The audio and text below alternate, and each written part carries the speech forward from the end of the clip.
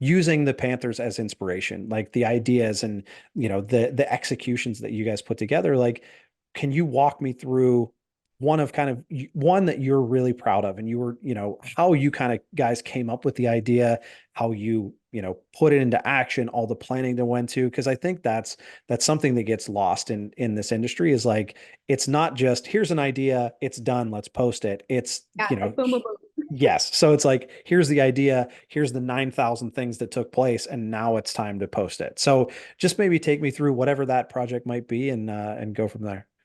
Yeah, so I'm going to start with this. I don't know if you can see it, but it's a poster from our 90s schedule release, which is one of my favorite projects that we've done so far.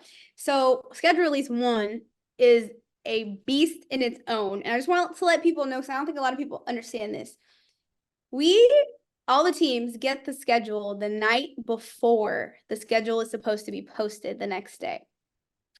Mind you, you could go and film a video or whatever you're doing for your project, which is mostly a video, but you have to shoot the video. Your videographers, agencies, whatever you're using, have to shoot the video in a way that they can edit it and mix it around for the dates to make sense. So that's something I tell people, and they're like mind blown, because they're like, what do you mean? You don't know months before? No.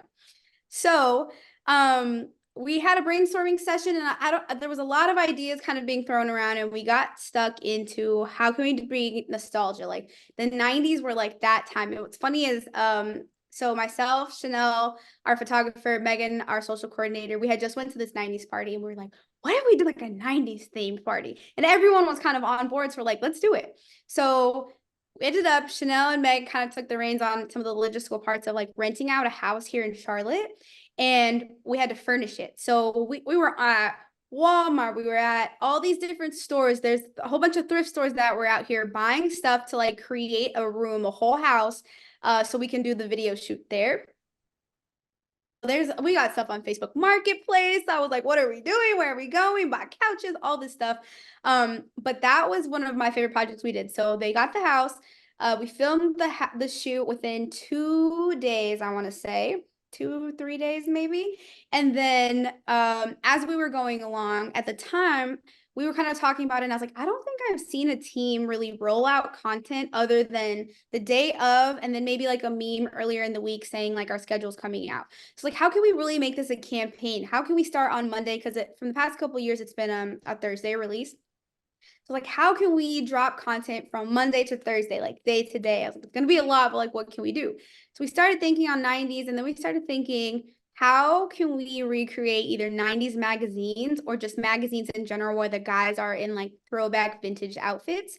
And so we started going through different magazines and said, this is what we need to do, right? And so this is kind of where, earlier we talked about building the relationships, but I text maybe 10 players and back to back to back, like, yep, I'll do it. Yep, I'll do it. Sent them some inspo, right? And everybody was on board. So then I'm like, hey, well, send me your sizes. So Meg, Chanel, and we go into thrift stores, buying all the outfits for them to wear. And so this photo shoot was awesome. Like, we set up right outside our office. There's a ramp because we were in the stadium. There's a ramp out there, and Chanel got all these different colored backgrounds, and it was just like the paper backdrops.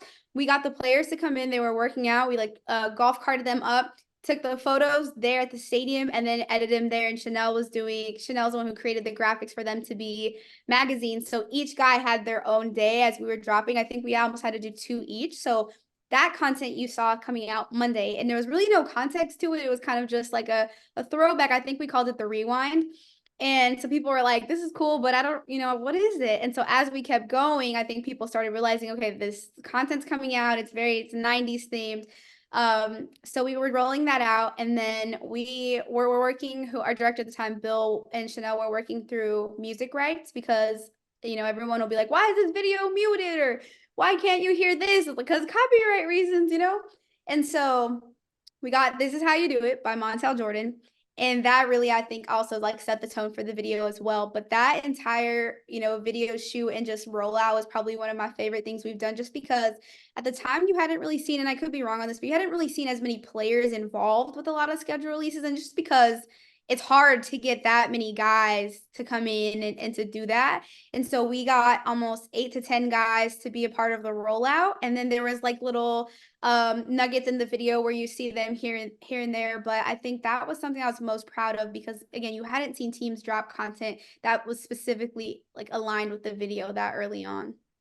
That's amazing. I definitely don't think everyone understands like everything that goes into, especially like schedule release in the NFL, is now like this insane thing that there's so much pressure on every social team to be like, okay, what's the next idea or what's the next video that everyone's going to be talking about until next year? And it's like, it like just that pressure is so, oh man. There's so much pressure. And like I said that as probably quickly as possible, but like our videographers, once we get the schedule, that next day they have to go and do all the post production and all of that is like animated graphics and it's insane. Our designer made some etch a sketch that then we used for the actual schedule. So there's so many people that are a part of it and there's so many moving parts. That's like what makes it hard. And I'm like, at one point, we're gonna go back to just doing a graphic, I'm sure. Like people are probably gonna be like, okay, I'm fed up.